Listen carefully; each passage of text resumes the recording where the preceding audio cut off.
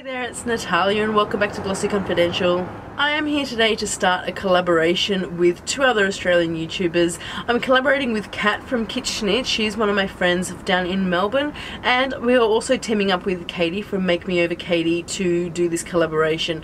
What we are doing, we have taken inspiration from the series that Coffee Break with Danny and Samantha Riley did with the top 5 series, basically going through different categories and picking out our top 5 products. The reason I really like doing these top 5 series and collaborating with different people is we've all got different tastes, we've all got different skin colours, we've all got different skin types, so each product isn't going to be the same for everyone. So what things I might like, Kat might absolutely hate, and vice versa, or we might actually have a combination and a few things that are incredibly similar, and that sort of will give you an indication of what some really good products are. I'm not sure if there will be any of these products that are similar throughout this whole series that we're doing, but if there are, that's actually going to be really good to suit all skin colours, all skin types, and it's just something for everyone. So I'm going to link both of their channels in the description box. I'm also going to create a playlist of all of our videos so you can just go through and sort of see what our top products are in each category. So the first top 5 series that we are going to do is actually going to be foundations. Now foundations is going to be the one that I don't think,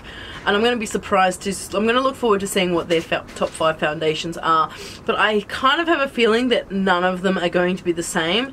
My skin tone is, for reference, probably about an NW40 to 42 in summer. Kat's skin is, and I'm also really quite dry.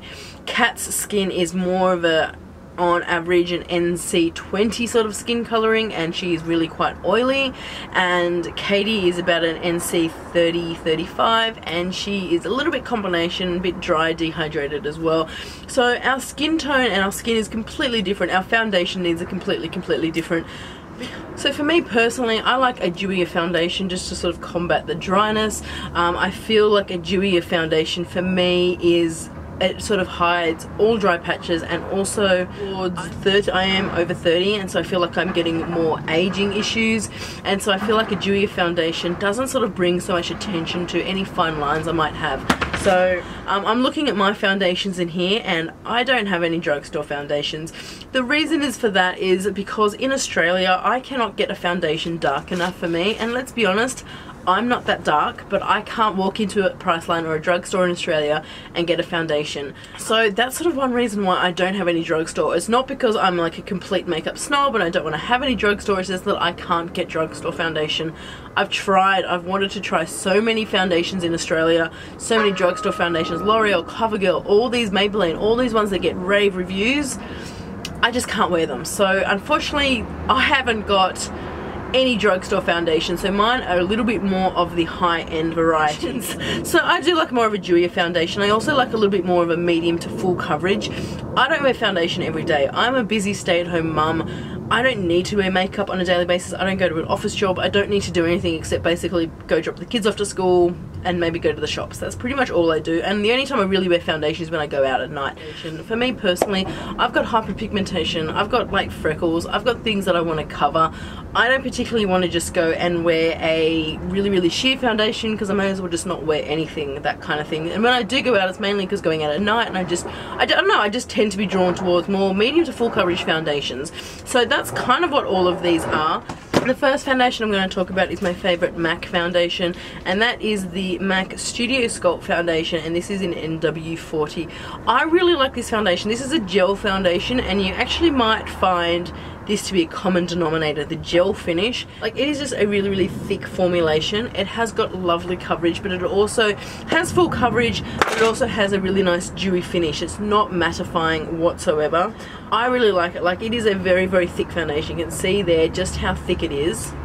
But I find the gel consistent, like the gel formulation, it is thick, it blends really nicely, it doesn't dry out, doesn't matte down, and it doesn't accentuate pores or fine lines. It just leaves my skin with a really nice blank canvas, but also it's got the dewiness, so it does sort of still look not completely flat to go. I find the lasting power of this foundation to be really nice as well.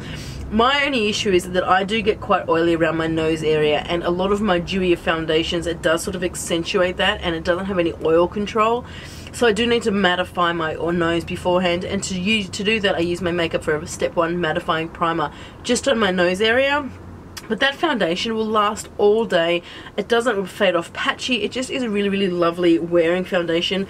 Doesn't feel thick in the skin either. It just feels like, it just feels really nice. It doesn't feel too thick, it's not too heavy, doesn't look cakey in any way. It just leaves your skin with a really, really nice, dewy, radiant finish, but it also has quite a bit of coverage. So that one has got to be one of my favorite MAC foundations. I've got a few of them, but that one hands down, I always come back to that one. The next foundation I'm going to be talking about is the Naked Skin foundation. This one is in the shade 8.0. It is the Naked Skin Liquid Makeup. I did a full review of this foundation, like I wore it throughout the day. I did a full review. I'm going to link that foundation review up here if you'd like to go and check it out. I also reviewed the matching concealer. I love this foundation. I was very surprised at the coverage of this foundation. Thinking Naked Skin, I originally just thought it's just going to be like a really sheer kind of tinted moisturizer. No, this actually has amazing coverage, and I really think it is a beautiful foundation.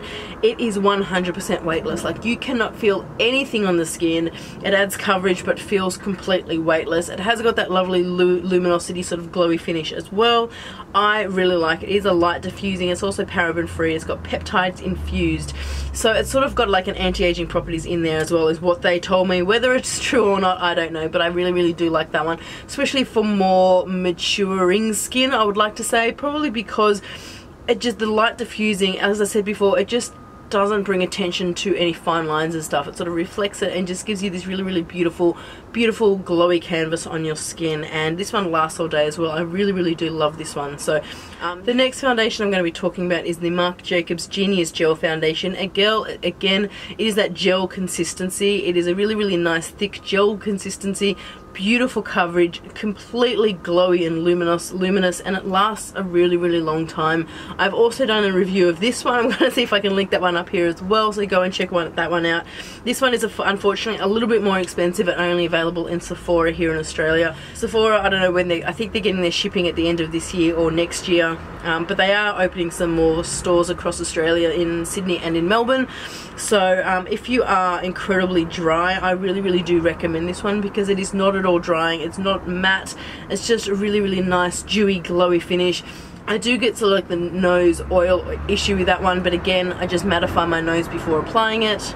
It lasts all day, and it is a really beautiful, gorgeous finish as well. I really do like this one. This was like one of those foundations. I've had this on my wish list for ages, and as soon as Sephora opened, I just wanted to pick it up, and I'm really glad I did. Marc Jacobs makes some beautiful makeup, and I'm really looking forward to trying out the new foundation when it comes out. But I really do recommend this one for incredibly dry and dehydrated ladies. It's amazing on the skin. The next foundation I'm going to talk about is this one from Ellis Faas. I have done a review on this one as well. This is probably my most expensive foundation, and the foundation that I really don't like using unless I'm going out at night. This is again a gel consistency. This is I think it's called the Ellis Faas Skin Veil. This is in the shade S106L. I don't know what that one is. It's got numbers on the website. This foundation is goddamn expensive. It's like over $100, which is ridiculous, but it's just amazing. Full coverage, gel consistency again, so light on the skin, covers everything. It's like hydrating. It's glowy. It is just everything you want in a foundation, which you really love. You really hope so, paying in that price, but it's just beautiful, and it looks amazing on the skin. And every time I wear this foundation, everyone comments like, wow, your skin looks amazing, what are you wearing? Unfortunately, it's always this one, and it kills me to say go and get it because it's so expensive.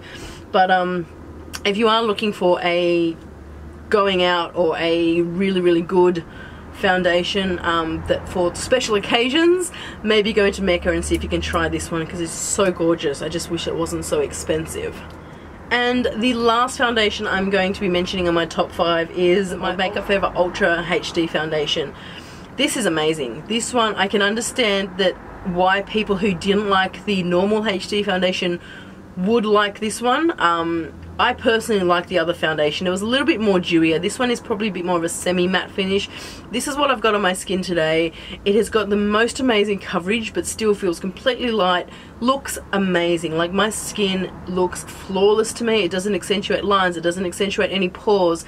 It is just a really beautiful foundation. I have got the shade, and they have changed the shade numbers. Y415. Which equals 128. I'm pretty sure I was 128. Let me just check. So in the previous formulation I was number 173, and in the new formulation I'm Y415. The shades are very, very similar. You'll find actually that Y415 is a little bit more olive. They've got a lot more tones. They've got a lot more pink tones. They've got sort of red, yellow. They've also got a gold and sort of like an olive undertone. This one's a little bit more of an olive undertone, and I think it suits me really, really well. I think I'm going to have to get another one for the peak of summer when I get super, super dark. But this is just beautiful. As soon as I put it on my skin, I'm just like, wow, it looks flawless. Your skin looks amazing.